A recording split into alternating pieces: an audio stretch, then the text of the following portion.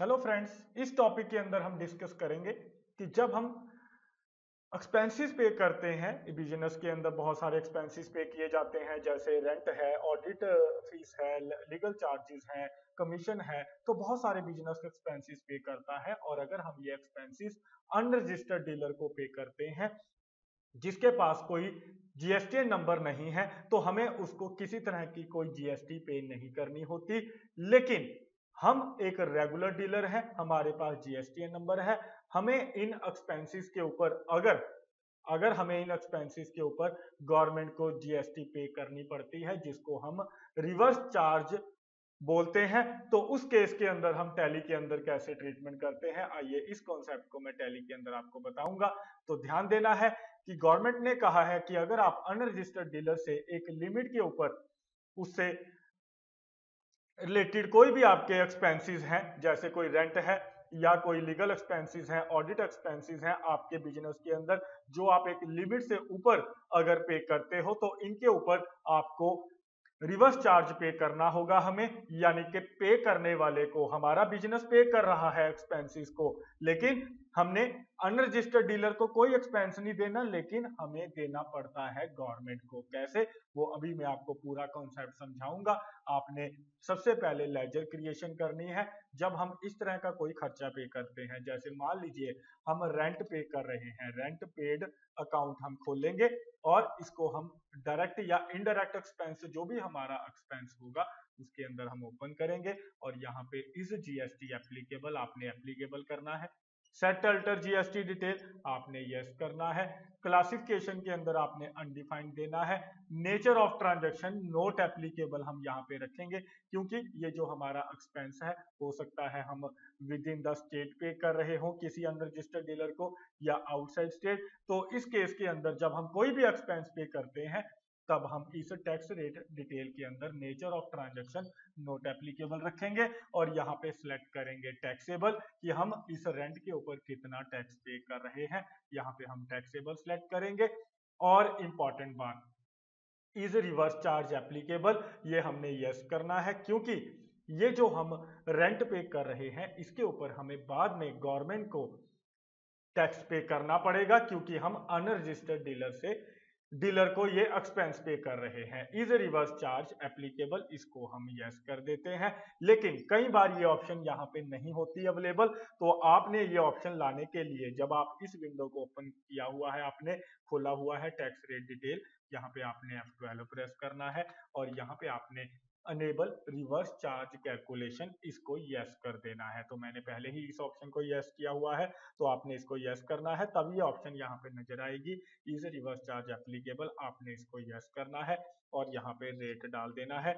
यानी कि मैंने 18% ये रेट डाला है कि हम 18% जीएसटी गवर्नमेंट को देंगे, यानी कि रेंट पे 18% जीएसटी लगती है। तो जो भी आप एक्सपेंस पे कर रहे हो उसके ऊपर जितनी जीएसटी लगती है वो रेट आपने डाल देना है, 12%, 18% या 28%। तो ये मैंने 18% रेट डाल दिया और यहाँ पे सप्लाई टाइप पूछ रहा है, आप अनडिफाइंड दे सकते हो, या ये एक्सपेंस जो होते हैं एक तरह की सर्विसेज भी होती हैं, तो आप सर्विसेज भी सिलेक्ट कर सकते हो। तो हम यहाँ पे अनडिफाइंड सिलेक्ट कर लेते हैं कि ये एक्सपेंस हमें नहीं पता कि किस तरह के एक्सपेंस हैं, तो अनडिफाइंड सप्लाई सिलेक्ट कर लेंगे। उसके बाद मेरे ख्याल से आपने ये तो समझ में आया ये करना कैसे है, अकाउंट कैसे ओपन करना है। इसके बाद हमें क्या करना है कि हम अकाउंटिंग वाउचर के अंदर जाएंगे और पेमेंट वाउचर के अंदर यहाँ पे एंट्री डालेंगे, पेमेंट की एंट्री डालेंगे।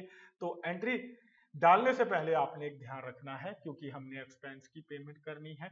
ये जो अभी हमने रेंट अकाउंट ओपन किया है, हम अपने अनरजिस्टर्ड किसी पर्सन को ये रेंट पे करने वाले हैं, लेकिन आपने ध्यान रखना है कि ये जो आपका पेमेंट वाउचर है ये सिंगल मोड में नहीं होना चाहिए, बाय टू मोड में होना चाहिए। बाय टू मोड में लेके आने के लिए आपने यहाँ पे F12 प्रेस करना है और यहाँ पे use single entry mode for payment, इसको आपने यस कर देना है। Use single entry mode for payment, इसको आपने यस कर देना है। ये इंपॉर्टेंट कॉन्सेप्ट आपने ध्यान रखना है। जैसे ही आप ये यस करोगे तो ये देखिए अब ये सिंगल मोड में आ गया है, अब ये सिंगल मोड में, लेकिन हमें किस मोड में रखना है, सिंगल मोड में नहीं रखना, तो आपने इस ऑप्शन को नो रखना है।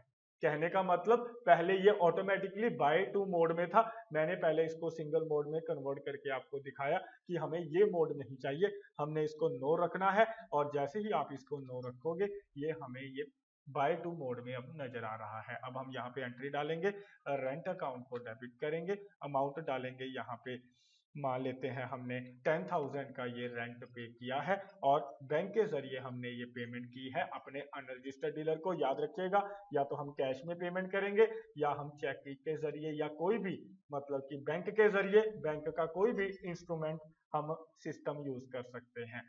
यहाँ पे आप जैसे मान लीजिए मैंने चेक के जरिए ये पेमेंट की है, तो यहाँ पे मैं यहाँ पे चेक नंबर डाल दूंगा, तो यहाँ पे हम चेक नंबर डाल देंगे। तो मेरे ख्याल से आपको ये कॉन्सेप्ट क्लियर हो गया है कि किस तरीके से आपने ये ट्रीटमेंट करना है।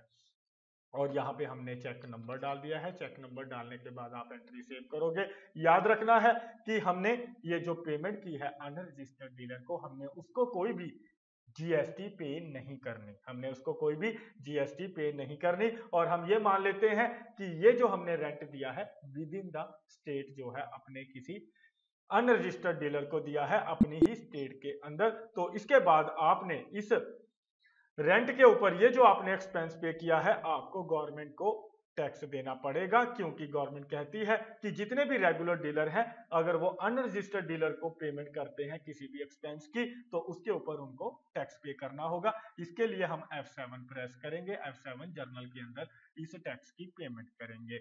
यानी कि टैक्स की पेमेंट तो बाद में होगी, इस टैक्स की ड्यू एंट्री डालेंगे, यानी कि अपनी लायबिलिटी को इंक्रीज करेंगे, हमने गवर्नमेंट को टैक्स देना है। तो यहाँ पे हमें एक अकाउंट ओपन करना होगा कि हम ये with in the state 2 tax पे करते हैं, सीजीएसटी और एसजीएसटी। यहाँ पे हम लिखेंगे सीजीएसटी पेड ऑन एक्सपेंसेस, यहाँ पे हम खोलेंगे CGST paid on expenses, under ये करंट एसेट्स के अंदर जाएगा। याद रखना है क्योंकि ये जो हम सीजीएसटी पे कर रहे हैं गवर्नमेंट को, बाद में हमें ये क्रेडिट मिल जाएगा। जो भी हमारा बिजनेस है उसके अंदर जो हम सेल करते हैं, बाद में उस जो सेल के ऊपर जो हमें जीएसटी मिलती है उसमें से ये हम जो एक्सपेंस के ऊपर सीजीएसटी पे कर रहे हैं हमें क्रेडिट मिल जाएगा। इसीलिए अभी हम इसको करंट एसेट में खोल रहे हैं कि बाद में हमें ये क्लेम मिल जाएगा। तो आपने CGST paid on expenses under current assets खोलना है। तो मेरे ख्याल से आपको क्लियर हुआ। और यहाँ पे आपने जितना सीजीएसटी, यानी कि आपको पता है 18% हमने जीएसटी पे करनी है। हमने अकाउंट खोलते हुए रेंट कर दिया था 10,000 के ऊपर 18%, ये 1800 बनेगा, जिसमें से 900 सीजीएसटी में डालेंगे। आपको पता है कि जब हम विद इन द स्टेट कोई भी एक्सपेंस पे करते हैं तो 50% सीजीएसटी को जाएगा और 50% एसजीएसटी को हमने ये पे किया है, एसजीएसटी पेड ऑन एक्सपेंसेस। यहाँ पे हम ये अकाउंट ओपन करेंगे और ये करंट एसेट के अंदर ओपन होगा। तो मेरे ख्याल से आपको पता चला कि ये सीजीएसटी भी और एसजीएसटी दोनों हमें क्रेडिट क्लेम मिल जाएंगे जब हम सेल करेंगे। सेल करते हुए जब हम सीजीएसटी लेंगे, एसजीएसटी लेंगे, उसमें से हम इसको क्लेम कर लेंगे। तो ऐसे हम ये अकाउंट खोलते हैं, एंट्री डालते हैं और क्रेडिट करेंगे।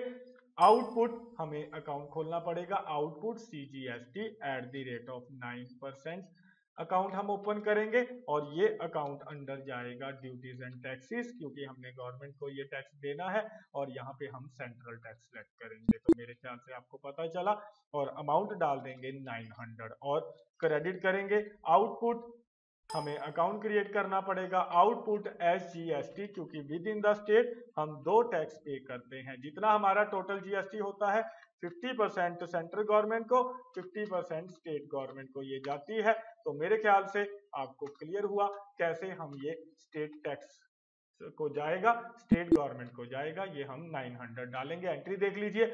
लेकिन एंट्री सेव करने से पहले या एंट्री डालने से पहले आपको एक स्टेप और फॉलो करना है कि जब भी जर्नल के अंदर कोई भी जीएसटी का ट्रीटमेंट किया जाता है तो आपने ऑल्ट जे प्रेस करना है और यहाँ पे आप सिलेक्ट करोगे टाइप ऑफ ड्यूटी जीएसटी। और ये जो हमने एंट्री डाली है इसमें हमने ये डिसाइड किया है कि हमने गवर्नमेंट को जीएसटी देनी है, यानी कि आउटपुट सीजीएसटी आउटपुट एसजीएसटी को हमने क्रेडिट किया है कि हमने गवर्नमेंट को टैक्स देना है। इसीलिए हम यहाँ पे सिलेक्ट करेंगे नेचर ऑफ एडजस्टमेंट के अंदर इंक्रीज ऑफ टैक्स लायबिलिटी कि इस एंट्री डालने से हमारी टैक्स की लायबिलिटी बढ़ रही है। और यहाँ पे ये पूछ रहा है कि ये लायबिलिटी बढ़ क्यों रही है, आपने यहाँ पे अदर्स सेलेक्ट करना है कि ये आपके एक्सपेंसेस की वजह से ये जो आपकी लायबिलिटी है बढ़ रही है, क्योंकि आपने ये अनरजिस्टर्ड डीलर को एक्सपेंसेस पे किए हैं, जिसकी वजह से आपको ये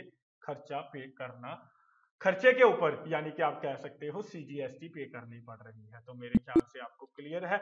और इसी तरीके से अगर मान लीजिए हमने ये जो एक्सपेंस पे किया है दूसरी स्टेट में, किसी पर्सन को अनरजिस्टर्ड डीलर को अगर दूसरी स्टेट में पे किया है, तो हम पेमेंट वाउचर में एक बार फिर से जाएंगे, हम रेंट की पेमेंट फिर से कर देते हैं। मान लेते हैं रेंट हमने 20,000 का पे किया है बैंक के जरिए, लेकिन हमने ये जो पेमेंट की है हमने दूसरी स्टेट के अंदर किसी हमारे जो अनरजिस्टर्ड डीलर है उसको पे की है। और अगर हम इस तरह से ये पेमेंट करते हैं दूसरी स्टेट के अंदर, तो इसके ऊपर हमें गवर्नमेंट को आईजीएसटी पे करनी पड़ती है।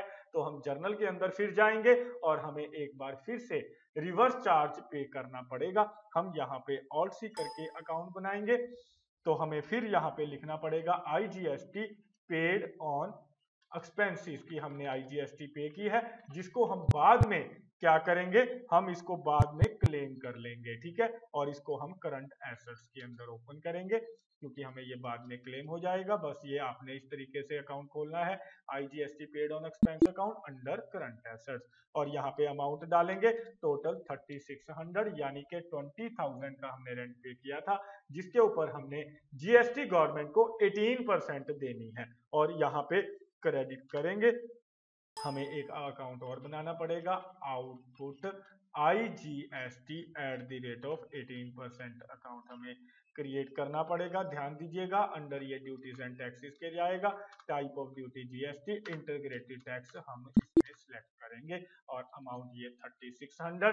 और एंट्री सेव करने से पहले या डालने से पहले आपने ऑल्ट जे प्रेस करना है, टाइप ऑफ ड्यूटी जीएसटी, और ये हमारी टैक्स की लायबिलिटी बढ़ रही है। चाहे आप सीजीएसटी एसजीएसटी पे करते हो, चाहे आईजीएसटी, आपने increase of tax liability select करना है।